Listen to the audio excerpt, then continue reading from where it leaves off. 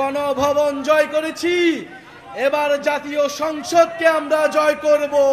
অনেক স্বপ্ন নিয়ে আমরা রাজপথে নেমেছিলাম, অনেক স্বপ্ন নিয়ে আমার ভাই আবু সাইদ পুলিশের বুলেটের সামনে বুক পেতে দিয়েছিল। অনেক স্বপ্ন নিয়ে আমার এই রাজশাহীর ভাইয়েরা শহীদ হয়েছিলেন। আমাদের স্বপ্ন ছিল না কেবল শেখ হাসিনার পতন, আমাদের স্বপ্ন ছিল একটি নতুন বাংলাদেশ, সংস্কারের মাধ্যমে বাংলাদেশের পুনর্গঠন। কিন্তু বন্ধুগণ, দুঃখের কথা, 5ই আগস্টের পরে নানান শক্তির ষড়যন্ত্রে সংস্কারের পথ রুদ্ধ হয়েছে।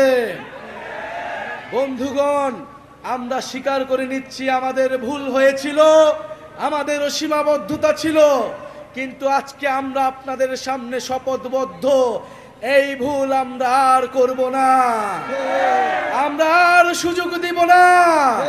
যারা এই গণ অভ্যুত্থানকে, যারা এই সংস্কারের যাত্রাকে ব্যাহত করার চেষ্টা করছে, বাংলাদেশের জনগণ তাদেরকে কোনোদিন ক্ষমা করবে না।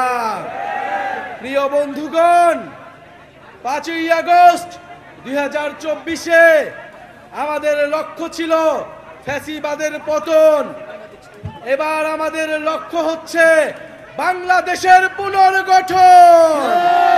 প্রিয় বন্ধুগণ, 5ই আগস্ট আমাদের লক্ষ্য ছিল গণভবন, এবার আমাদের লক্ষ্য হচ্ছে জাতীয় সংসদ ভবন।